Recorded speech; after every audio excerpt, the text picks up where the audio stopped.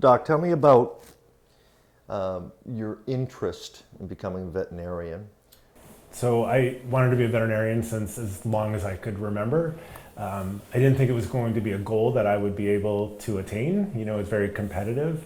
I was a science major in college, and I actually went to graduate school to get a PhD in the same subject area that I went to undergrad for. And I just didn't find it very fulfilling for me. I was really not learning much more than I knew from my undergraduate days. And I took a job working in research at a pharmaceutical company, and right across the hall was the veterinarian that was working for the drug company as well.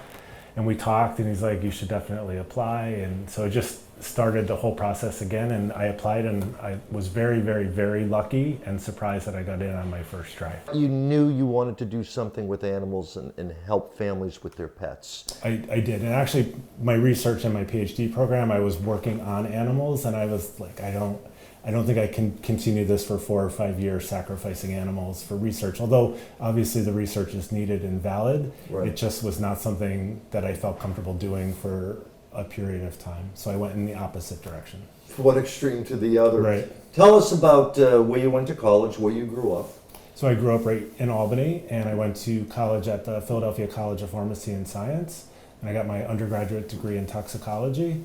And then I started my graduate school at University of Arizona in their PhD program in pharmacology. What keeps you in this area? You could be anywhere. You could be a veterinarian anywhere, and with your travels around the world. What is your reason for staying around Albany? So I grew up here, and my wife at the time also grew up here. Our family is here. My last year of veterinary school, we became pregnant, and we just decided that we really wanted to be back and be where our family was to raise our children, and so we moved back home. Most veterinarians are happy with the practice. Your practice here at Burn Hills. Now, you have multiple things going on in all different directions. Mm-hmm. But you have a practice here at Burn Hills, and yet you're able to do so much more at the state level, national level, international level. How do you do that? So there's a little bit of a juggle at times. I'm really lucky that Burn Hills is very flexible with me, and so, for instance, when I went to the Ukraine, I had to cancel my appointments. They understood. They actually support my work. You know, I get my supplies, vaccines, anything that I need to take with me when I'm going abroad. They let me get it all through the hospital. So they're incredibly supportive. It's a little tiring at times to have multiple jobs, but I love what I do, and I love working here. I love the people that I work with, and I love my clients. I've been here since 1995, so I have a group of people that I take care of, that I've taken care of usually for their animals' entire lives in many cases. So you just have a tight bond with people. I can tell that means a lot to you. It's almost like an extension of your family, I'm sure. Right. When you see these people every day or every year with their pets. Agreed. What's your driving force? What drives you to do so much? You know, it's hard to say. I think for as long as I can remember, since my kids were a little bit older and more self-sufficient, I see things that there's a need for. So, for instance, I was getting my master's in public health, and I finished, I think, in 2008 at University at Albany. One of my classes, I had to go out into the community and get literature on HIV prevention because it was a class on HIV. And I went to the Albany Damien Center, and I was looking for literature, and I saw that they had a pet support program to help people living with HIV and AIDS. And I met the director at the time, we talked, he explained all about the program, and I walked away and I thought, I wonder if I can do something to help this program be even more than it is right now. At that point, they were providing in-home care for people that were too sick to care for their animals, giving vouchers to go to the veterinarian for veterinary care, giving out food and supplies. And so I thought about it for a little bit, and I got back in touch with the Damien Center, and I said, what if we set up wellness clinics? Because I'm pretty sure I can get donations of vaccines and heartworm prevention and things like that. Then we can take the financial burden off of people, because one of the reasons that people have to relinquish their pet is that there's obviously a financial burden. Right. And if we're not keeping pets healthy that are living with people that are immunocompromised, then we're also producing a risk to their health as well. So they were on board. I joined the committee, the advisory committee for the Paws Pets Are Wonderful support program.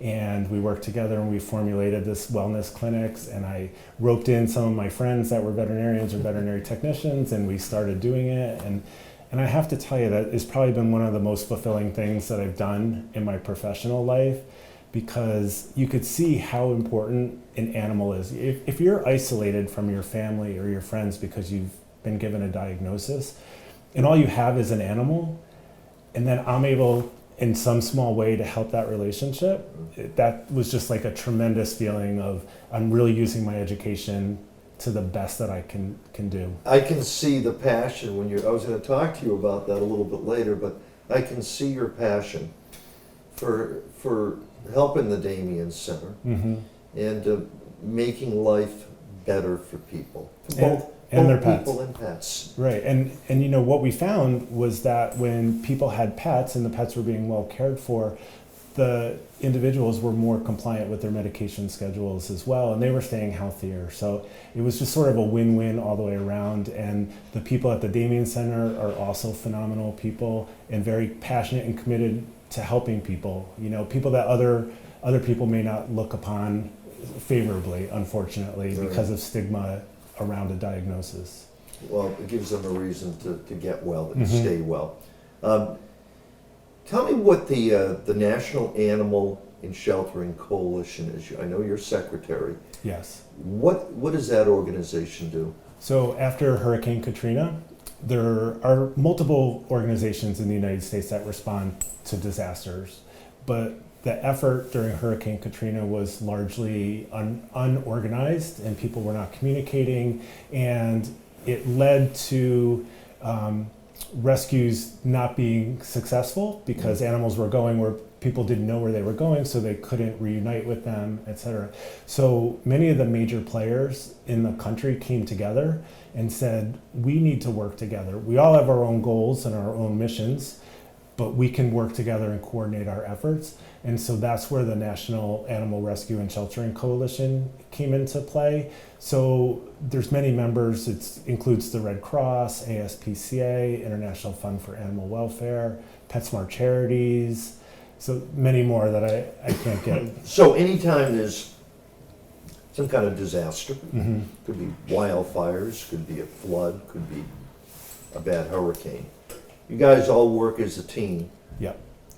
To make sure things are done right, to save pets and to help families and their animals. Absolutely. So we have coordination calls every night during a disaster, whether it's a wildfire in California or it's floods down south because of hurricanes. And so we're all coordinating our efforts. So we know ASPCA has this equipment and this number of personnel on the ground, and they're in this parish and they're working. And then American Humane can go and say, we're going to go over here and we're going to be manning this shelter or setting up temporary shelter here. So it's just a much better organized arena than it was during Hurricane Katrina.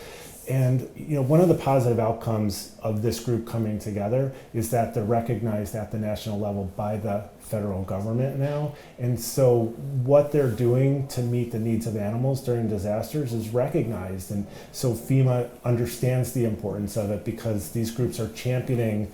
Right. Why is this so important? We have to help animals during disasters. You can't have a disaster that's affecting a human being that's not also affecting And think about this, population. right? How many people will not evacuate It's if actually they can't take their pets with them? it's the number one reason people refuse to evacuate. Study after study has shown that if you have not provided a way for you to take care of your animal and evacuate, people are going to stay home. And then that has unintended consequences as well, because now you're putting first responders at greater risk because people are in their homes, it's flooded, it's harder to get them out. And so it's sort of a cascade effect. Right. And And I would imagine that, first responders are at risk, and some of those families perish because they refuse to And leave. definitely. Would refuse to leave their animals home. Definitely, and there's sometimes naysayers. Why are you there helping animals when people are in need? Well, it's a matter of human safety, because if we're not taking care of the animals, the people aren't leaving, and everyone's going to be harmed. So Amazing. That was just page 1. We didn't even get to the. I'm a I talker, find I'm it, sorry. no, but I sound. It's so fascinating. I mean, you're giving such great insight. All right, now we're going to go into the international stuff. How do you make the leap from being involved nationally and obviously locally here at Burn Hills as a veterinarian? How do you make that leap to helping during disasters internationally? So it kind of comes back to my role at the National Animal Rescue and Sheltering Coalition, because the International Fund for Animal Welfare, or IFA, is one of the members. And so we have meetings every quarter, in-person meetings somewhere in the country where we get together. And so everyone gives an update on their agency, and they would talk about, we're in this country taking care of this, or there's a hurricane in this area and we're doing that. And I became friends with those people. It's not a large group at the level that's coordinating. And I would just say, that is absolutely fascinating what you're doing. I would love to be involved. And then soon after that, the hurricane that occurred in the Philippines in 2013, I got a call from my colleagues, and they said, we think that you would be really helpful, and we'd like you to come over to the Philippines and assist us in our mission there. And I jumped at it. My family was a little bit less enthusiastic about traveling to a country that's literally been decimated by a natural disaster, and not really knowing what I was getting into or going into. Well, that was your first trip. That was my first trip. Tell us what you did in the Philippines, because what you did was, it was such a necessity because of so many dogs and cats and people being in close quarters. Right. So we went from different areas of the country. Most people are living in the coastal areas, and so their homes, which were not much to begin with, unfortunately, because poverty is so prevalent there. They're mostly, plywood shacks or cardboard houses right there on the beach. They were all destroyed, so people had to congregate in even closer quarters. Animals are prevalent there. There were dogs everywhere.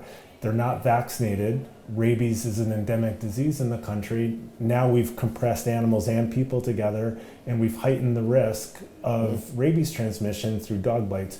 So one of the core missions that we did on that trip was to go to neighborhood in these affected areas and do vaccine clinics, vaccinate the dogs for rabies, dogs and cats, and also to give out pet supplies, pet food, to help support them. And we also gave out things for the people as well.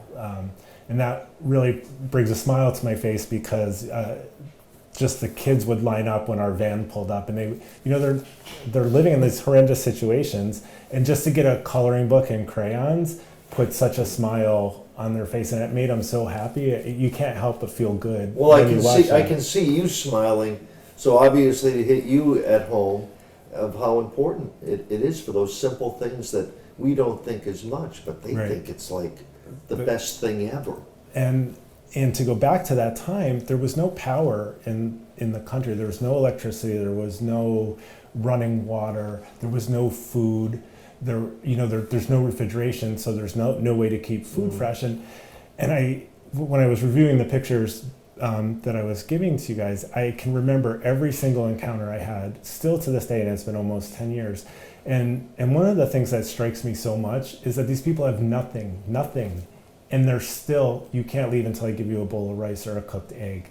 I'm like, I don't want it, because you need it way more than I do. But they still want to give it to you. But they still want to give it to you. And so, you would always have to have a little bit to be polite, but I'm always like, I don't want to take something when it's a scarce resource for you. It's amazing. Absolutely amazing. Now, what happened in Lebanon? Was that your second trip, Lebanon? My second trip with IFA, yes. And what was going over there that they needed your help? So the Syrian refugee crisis was in full effect at that time, and there were millions of people that were migrating into Lebanon. We're talking about a lot of refugees bringing animals with again. them. People don't travel without their animals for the most part. there's not a lot of infrastructure within Lebanon to handle that. They were quickly overwhelmed. They ran out of space in shelters. You know, people, if you're struggling to find housing and you can't keep a pet, then you're going to get rid of it. And a lot of times that means just leave it on the street. So we went over, there's a group there called Animals Lebanon located in Beirut. And so we went over to do a few things. One, I went over as a veterinarian to provide some medical care for some of the animals and to help augment what they were already doing. And then we brought animals back to the United States and Canada to relieve some of the burden that was on the infrastructure, on the shelter infrastructure in that country. Now, you brought dogs and cats back, and I believe they ended up at the Mohawk Hudson Humane Society, a lot of them? Many of the cats have, yes. Many of the cats ended up there? And yep, they've been a great partner to me.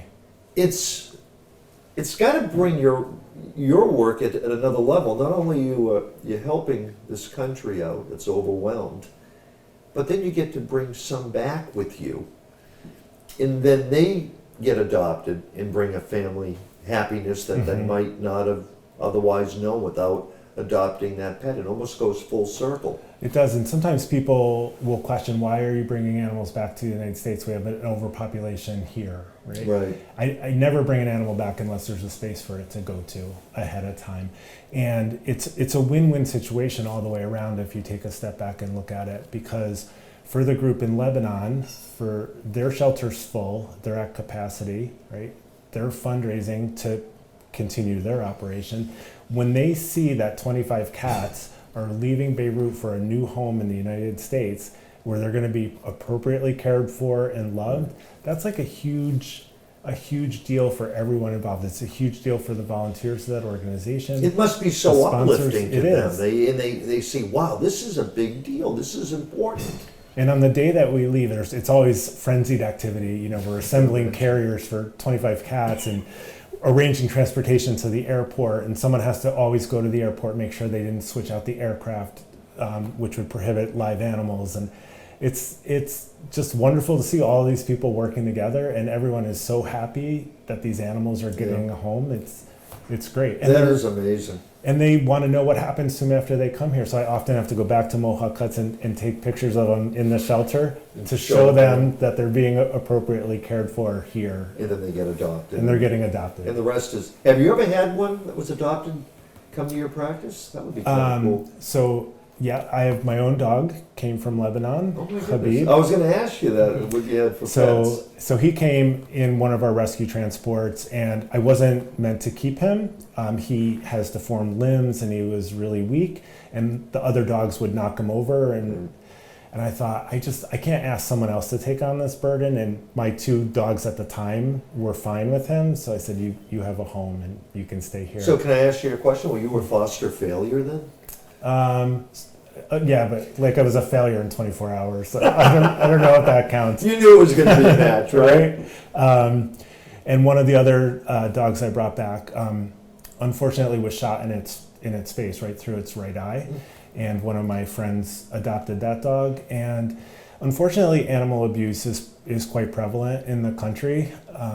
And so there was another dog, Chippy, who was beaten by kids in the street, and they broke all 4 of his legs. And he did have surgery in Lebanon. Unfortunately, they have limited resources sometimes. So the surgery was done, but it wasn't done correctly. And the pins that they used to fix his back legs were actually sticking into his joint. And so he couldn't take a step and be comfortable. And so he came back with me underneath the seat of the airplane, and my friend and coworker at my state job adopted him on the spot, loves him to pieces. She got the surgery, got the pins out, he's walking, he's happy.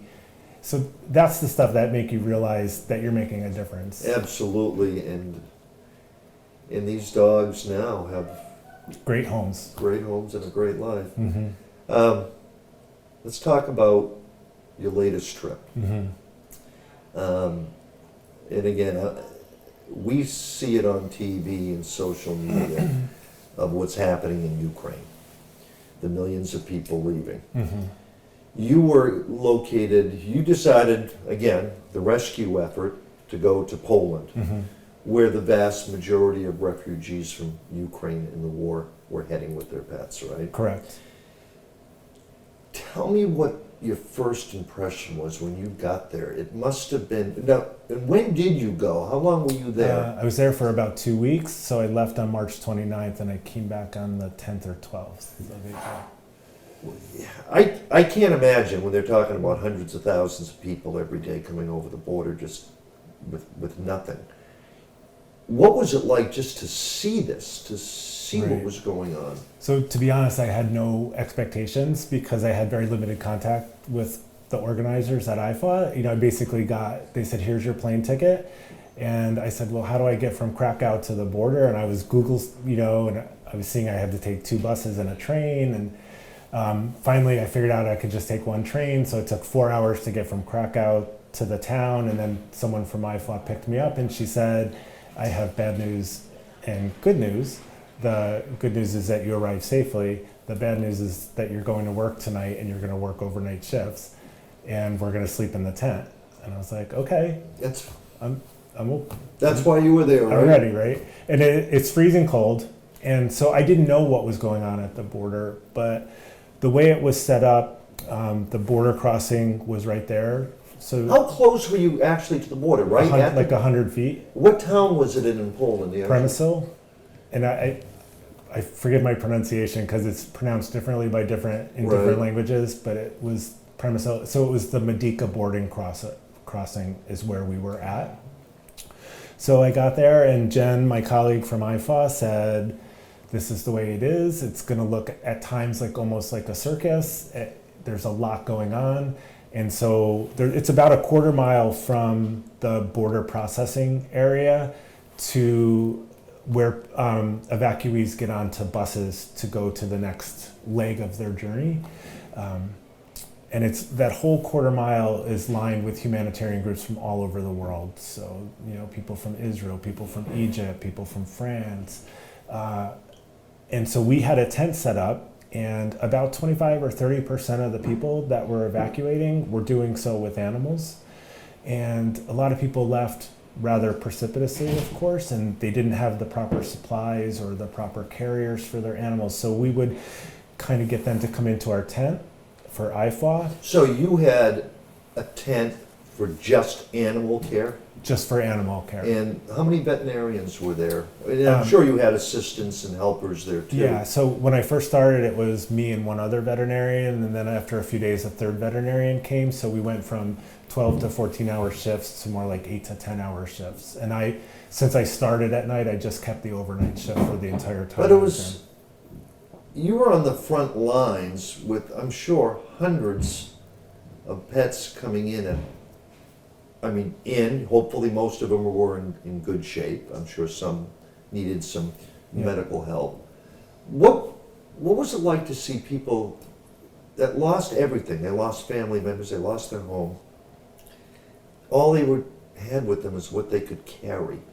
And one of those things would be their pet. Mm-hmm. What was that like? And that's really when the whole situation hit me. I just had gotten there. The very first person that we helped had a cat in a broken plastic carrier, and she was pulling a suitcase. Maybe she was 55 years old by herself. She could speak a little bit of English, and we got her in the tent. We got the cat put in a new carrier. We actually, in our tent, we had a little area where we had set up the cats could get out of the carrier and relieve themselves, use a litter box, get a bite to eat, have 20, 30 minutes just to relax for a moment. So after that, we got the cat in a carrier. I said, hey, I'll bring your suitcase up to where the buses are because it was heavy. So we're walking and I said, do you want me to stop and get you something to eat or coffee from one of the humanitarian groups that was lining the path? And she looked at me and she said, I'm too tired to even think about eating. And then I realized this woman's whole life is in this purple suitcase, right? She's left her family behind. She's left her house behind. And I said, well, where are you going? And she said, I don't have any idea where I'm going. And that's when I'm like, your life is destroyed. You're carrying one suitcase of belongings and your cat, and you don't even know where you're going to end up for the remainder of this conflict. And so that really brought the issue home. And then, It was a steady stream of people 24/7. And, it's mostly women and children because men between the ages of 18 and 60 can't leave the country. Right. And it was great to be able to help them. I can tell you that I did not see a single person that was not appreciative and said, thank you in whatever language they were speaking, whether it was I was Russian going or to ask you, Ukrainian. with the language barrier, it must have been difficult at times. I'm sure you probably had some translators trying to help you, but it must have made it a little bit more challenging to know exactly what their needs would be. Yeah, in the beginning, we did not have translators. And so for the first 2 nights, it was my phone and Google Translate, and speak into it, then I speak into it. We try to figure out and point to what you need. After a couple days, and this is one of the things I really admire and like about IFA, they hired Ukrainian high school students that were displaced to be our interpreters. And so my interpreter was Leo. He was 17. His mother and father were still in Ukraine. His dad was a sailor. He couldn't leave. His mom worked at the port. They sent him out of the country for safety. He's 17 on his own in Poland. He doesn't know where he's going. Doesn't know a soul, doesn't know what the outcome's going to be. But he was friends with these other students that got hired as translators, so he got hired too. So it was him and I every night. And I don't have the maturity at my age to conduct myself like this young man conducted himself. That's something. His family is in peril, and he's here helping. He doesn't even know if his parents are going to be alive. No, he doesn't.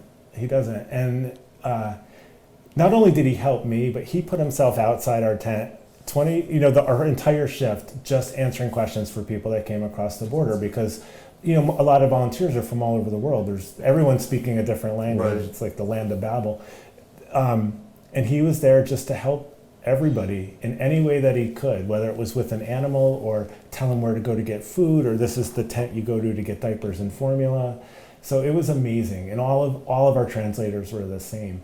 And I would think about it, I'm like, these kids are seniors in high school, right? And think about how traumatic it is when we're in America and we're leaving for college. Right. These kids are without their parents, their homes are destroyed in some cases, they're on their own. And they don't know what happened to their family. Right, or what's next for them, or Right. how they're gonna get there.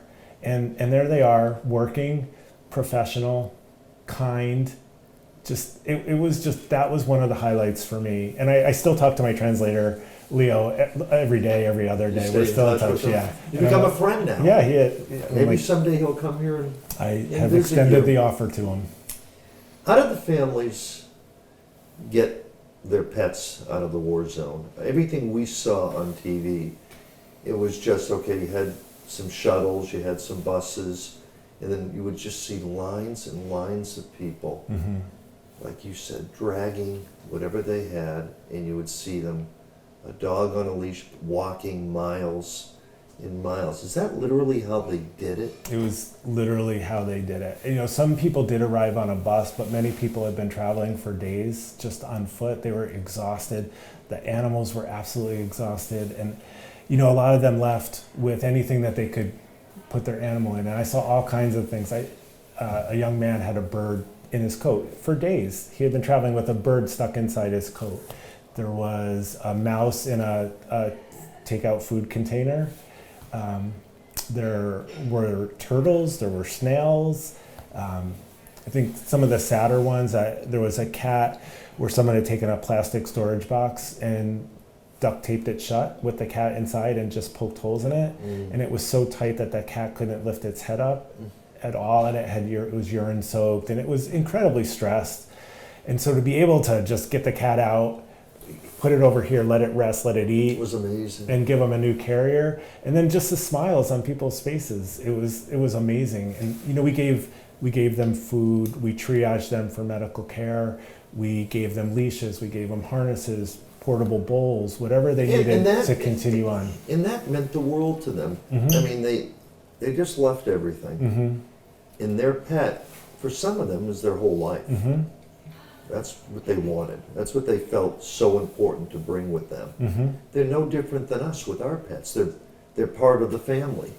I think one of the saddest nights that we had there, It was probably 10 or 11 o'clock. We were changing shifts, and two women, a young girl, 18 or 19, came in with her mom. She was okay until she walked in the tent. She had 3 carriers with her, and she just started shaking and sobbing. And one of our volunteers who didn't even speak Ukrainian, just went up and hugged her and held her. And then an interpreter came and said, well, what's going on? Why are you so upset? And she said, my house was bombed and burned. The only thing that we could get out were our 7 cats and a backpack. That's all that they had. And her mom took a piece of the bomb out and showed us. And that's not even the worst part of the story. She said, I have somewhere to go, but I could only take one of these 7 cats, and I have to pick one cat to go with me. Oh my God. And again, sobbing, and she just grabbed a cat and we put it in a carrier and she left. And the group did work the next day to try to find a placement that would take all of the cats with her. But unfortunately at that point, she had already made this mental decision, as devastating as it was for her. And then facing this unknown future, how am I going to manage traveling to another country with 7 cats and care for 7 cats, Right. So she committed to that. I had to give them up, and so she stuck with it. But on the bright side of that horrible situation, those cats came back to the hotel where people were staying, our volunteers were staying, and they all ended up in a loving home. And went all over the world. So one went to Finland. That is absolutely amazing how, Yeah. it comes full circle. And wow, and you wish she would know that happened to her. Right. It's too bad she didn't. We know. did assure her that the cats would be appropriately cared for and would be placed in homes. And so I think she did have that she knowledge. felt good that they were right, gonna be a little bit of satisfaction for her. The people that came over, their faces must be etched in your mind. The look of fear, the confusion. Some of them probably were not in good physical shape. I'm sure a lot of elderly people might have been injured and hurt along the way. We had a man pass out right in front of our tent. An elderly man who had been walking for days and just collapsed right on the ground in front of our tent. It was absolutely horrible.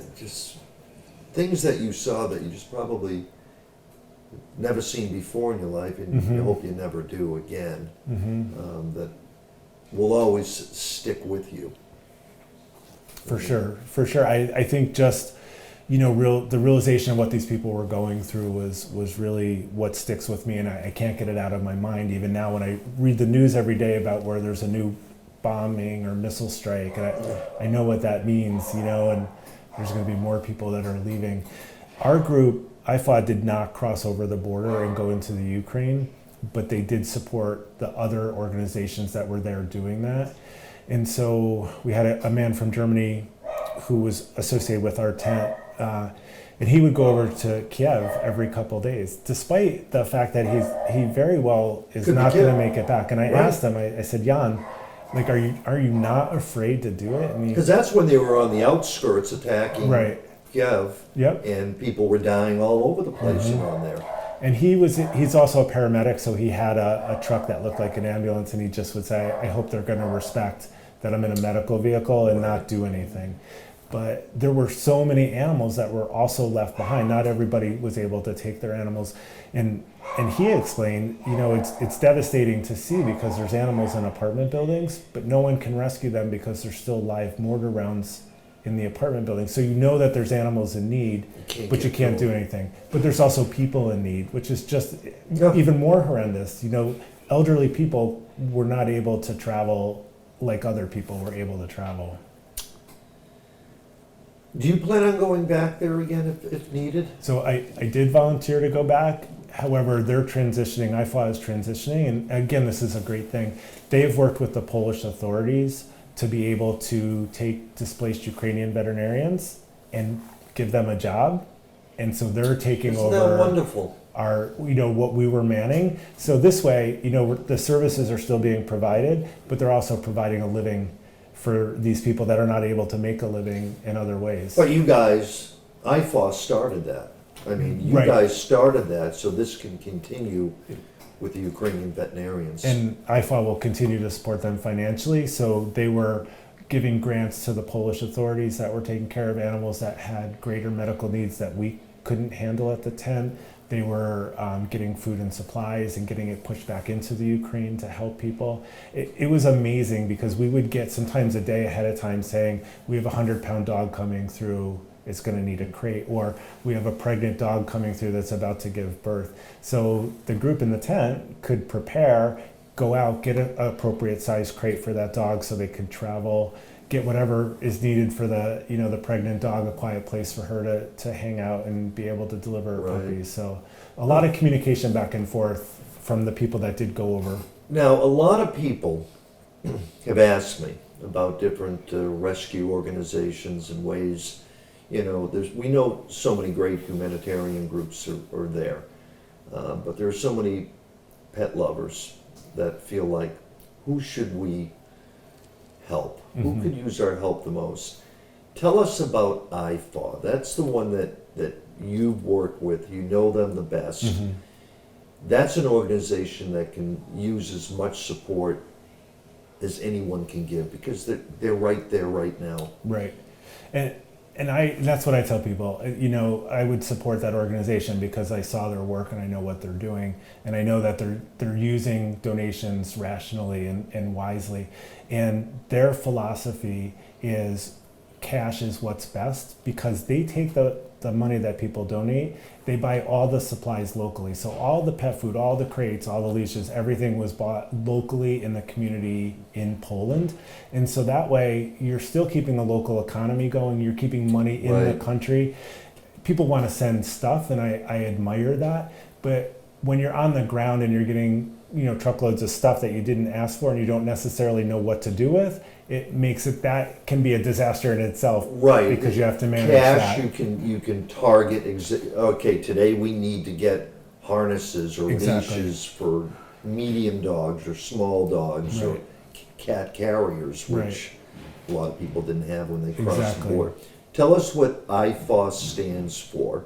It stands for the International Fund for Animal Welfare, and their disaster response division, which is what I was deploying with, is just one aspect of that organization.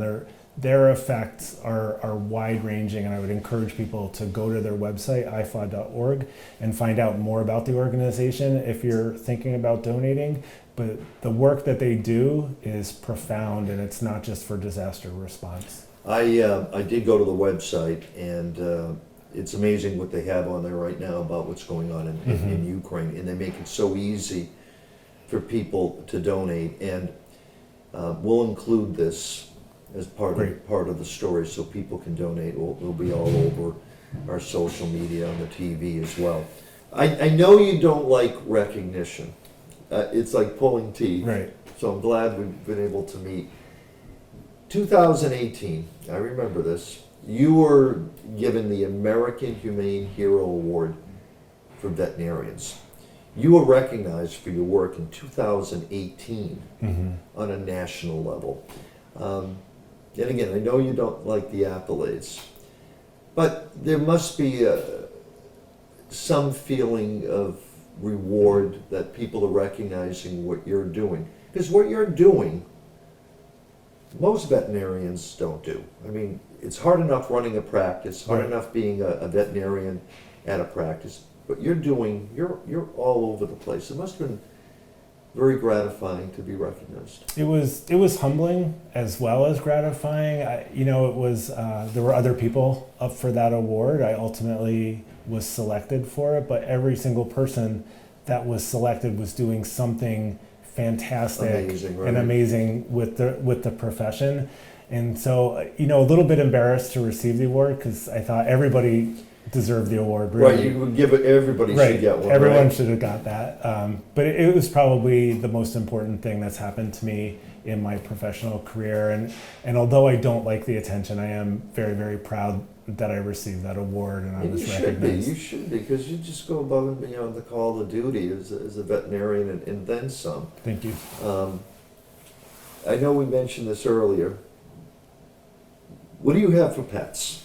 Right now I have two dogs. I have my dog Habib that came from Beirut, and then I have a rescue lab Maya that came from one of our local rescues here, Canine Good Shepherd. So they must have a great life with you. I like to think they have a great life. I tell them that every day before I leave for work.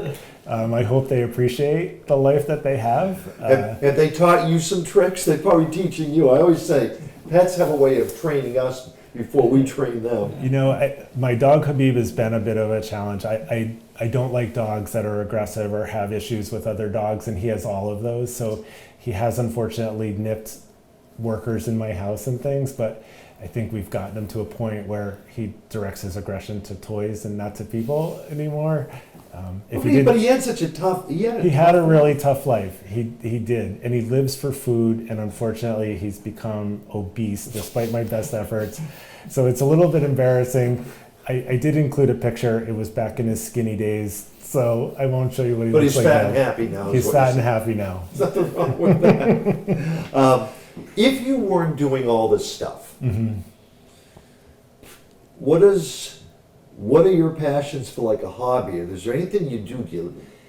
What do you do to occupy the little spare time that you have? Or are you resting or thinking about your next journey or rescue that you'll be working on?